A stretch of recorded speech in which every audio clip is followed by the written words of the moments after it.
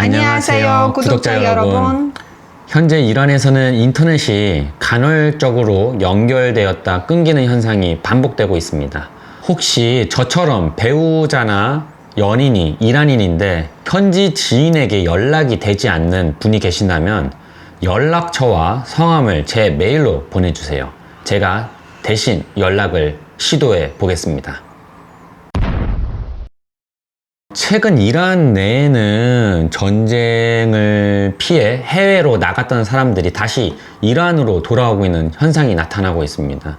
이란 여권으로는 무비자 입국이 가능한 가장 가까운 나라가 터키인데요. 전쟁이 장기화되면서 이제 체류 비용이 감당되지도 않고 게다가 이란의 피해가 정밀 타격 중심이라 생각보다 위험성이 낮다고 판단해서 많은 사람들이 차라리 집으로 돌아가자라고 결정을 많이 한다고 하더라고요.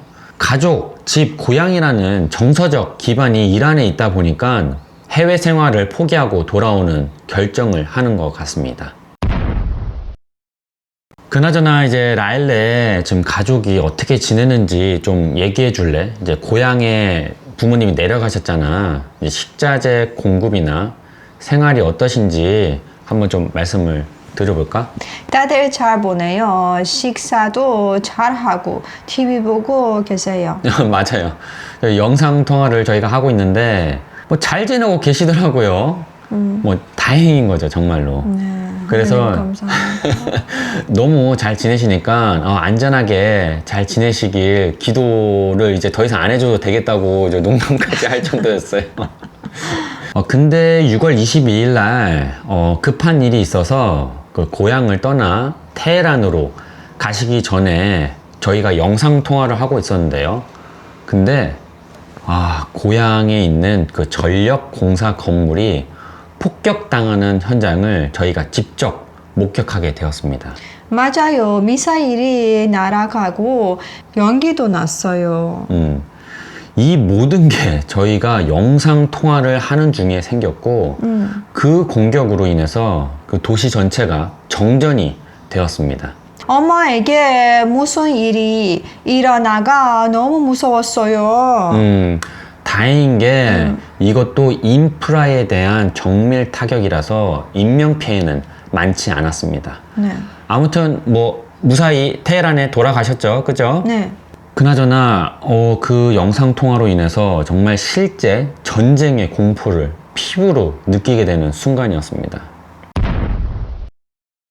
3년 전에 히잡 의문사로 여성, 삶, 자유를 외치며 이란인들과 한국 시민들이 함께 시위를 한 적이 있었습니다. 당시에 150여 명 이상이 참석을 했는데요. 하지만 이번 6월 22일 이란 이스라엘 전쟁 중단을 촉구하는 시위에는 고작 50명 정도가 참가했다고 하더라고요.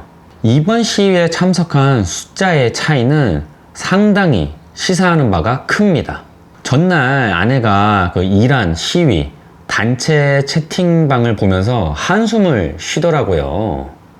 이런 사람들이 엄청 싸웠어요. 어떤 사람은 정권을 떠나 나라를 위해 모이자 하고, 어떤 사람은 나는 이 정권이 싫어, 참석 안 해요 라고 했어요.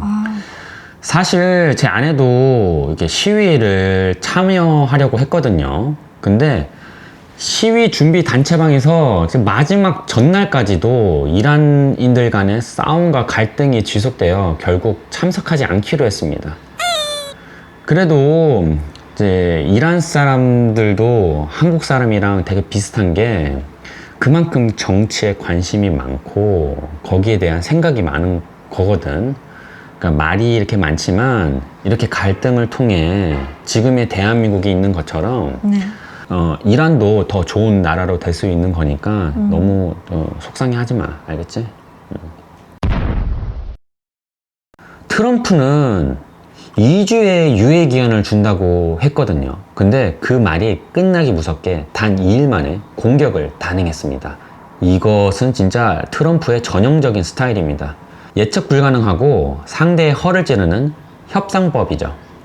사실 미국은 이미 오래전부터 이스라엘과 작전을 함께 준비해온 것으로 정황이 드러납니다. 제가 UFC를 보는 걸 좋아하거든요. 거기 한번 비교해서 말씀드려 볼게요. UFC에서 챔피언이 되면 세계 최고의 싸움꾼이 됩니다. 그러면 돈과 명예, 성취감으로 행복하겠지만 그만큼 그 자리를 탐하는 사람도 많기에 엄청난 스트레스가 있습니다. 결전의 날이 잡히면은 도전자의 기술, 특징, 장점을 파악해야 되고 한 달 전부터 베이스 캠프를 차리고 끊임없이 연습을 합니다. 챔피언에겐 전투에서 승리하면 그냥 자리 유지거든요. 하지만 패배를 하게 되면 돈과 명예 등 모든 것을 잃게 됩니다. 미국도 이와 같은 겁니다. 아무리 최강 무기를 가지고 있고 최강의 군대를 가지고 있다고 하지만 최고의 컨디션으로 전쟁을 준비해야 하죠. 혹시라도 실패를 하면 그렇게 최강이라고 주장하던 미국의 전투력에 허점을 보여주게 되는 거거든요.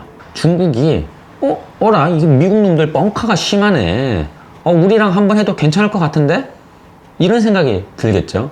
안 그래도 중국은 대만은 침공하려고 하고 미국은 이란과의 문제를 빠르게 해결해야 하는 상황이고 길게 가서 좋을 게 하나도 없거든요. 다시 돌아와서 이 챔피언들이 베이스 캠프를 차리듯이 훈련이 필요한데 미국은 이 훈련도 없이 바로 공습을 시행했습니다. 이 말인즉슨 이미 이렇게 돌아갈 거라고 플랜을 짜고 있었고 그 전부터 훈련이 진행되었기에 바로 진행을 할 수 있었던 거죠.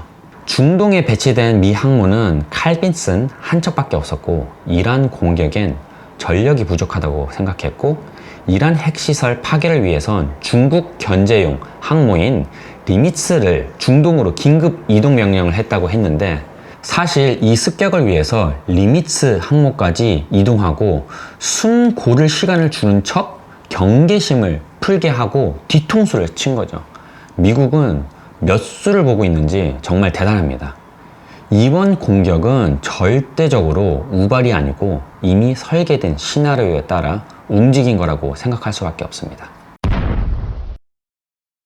이번 공격으로 핵시설이 파괴되었다고 주장하고 있지만 고농축 우라늄 파괴나 방사능 유출 관련 뉴스는 전혀 없습니다. 이는 이란 측에서 핵물질을 사전에 다른 장소로 옮겨놨을 가능성을 시사합니다. 그렇다면 이 핵물질은 이란의 위협 카드로 사용될 수 있다는 건데요. 예전에 제가 말씀드렸다시피 이란의 시나리오는 다음과 같습니다. 호르무즈 해협 봉쇄, 중동의 석유 시설을 동시 타격하는 겁니다. 거기다가 이번에 플러스가 됐죠. 핵무기 제작 후 공격 가능성. 이스라엘뿐만 아니라 미국 본토까지도 가능한 거죠. 하지만 이 2번, 3번처럼 전 세계 경제를 위협하게 되는 극단적인 선택은 가능성이 낮다고 생각됩니다. 군사적으로 미국을 이길 수 없다는 건 누구나도 알고 있기 때문에 이란은 국제법을 따지며 이를 위반한 미국과 이스라엘을 비판하면서 외교적으로 해결하는 기조를 보이고 있습니다. 따라서 이란이 쓸 수 있는 가장 유력한 카드가 바로 호르무즈 해협 봉쇄이며 실제로 그렇게 의결했다고 하죠. 그런데 아이러니하게도 호르무즈 해협을 봉쇄하면 오히려 미국에게도 좋은 측면이 있습니다.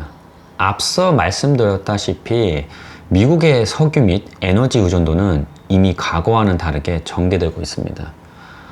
현재 미국은 수출 국가로서 셰일 오일과 천연가스로 수익을 올리고 있는 구조입니다.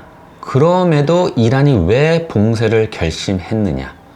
주변 국가들에게 이란을 도와달라는 압박용 수단이며 국제사회에 보내는 메시지입니다. 지금 미국과 이스라엘이 국제법을 위반하면서 이란을 공격하고 있는데요. 현재 이란은 고립된 상황에 처해 있습니다. 이란은 하루빨리 이 상황을 타개하고 싶지만 현실적으로 아무도 이란을 도와주는 국가가 없습니다. 그 누구도 직접적으로 이란 편에 서지 않고 이란은 사실상 혼자 싸우고 있는 상황입니다. 그래서 왜 아무도 안 도와줘? 라고 이렇게 화가 난 거예요. 네, 왜? 그러니까 호르무즈를 통해 석유 공급망 자체를 끌어버리는 의도입니다. 이렇게 하면 어떤 일이 벌어질까요? 이란 석유를 수입하는 러시아, 중국에도 큰 타격이 있을 겁니다. 카타르, 사우디 등의 석유를 의존하는 유럽과 아시아에도 공급 문제가 발생할 건데요. 이뿐만 아니라 석유를 판매하는 국가들의 수입도 감소하게 되겠죠. 결국 주변 국가들까지도 경제적 고통에 빠뜨려 그들로 하여금 이란을 외교적으로 도와주게끔 하는 압박하는 전략입니다. 호르무즈 봉쇄와 타 국가의 유전 공격, 핵 공격 등의 카드는 전 세계적으로 수많은 고통이 따를 겁니다. 장기전으로 갈수록 이란 내부에서는 다른 움직임이 생길 수도 있고요. 아이러니하게도 이란은 미국을 가장 싫어하면서도 동시에 가장 동경하는 나라입니다. 두바이를 보시면요, 비행기로 1시간 거리밖에 안 되는 도시거든요. 과거 이란 사람들에게는 시골 마을 수준으로 여겨졌던 도시입니다. 하지만 지금은 중동을 대표하는 선진 국가가 되었고, 과거에 두바이는 사실상 이란의 테헤란이었습니다. 그 정도로 이란은 부유하고 문명화된 국가였고, 지금도 그 자부심을 가지고 있습니다.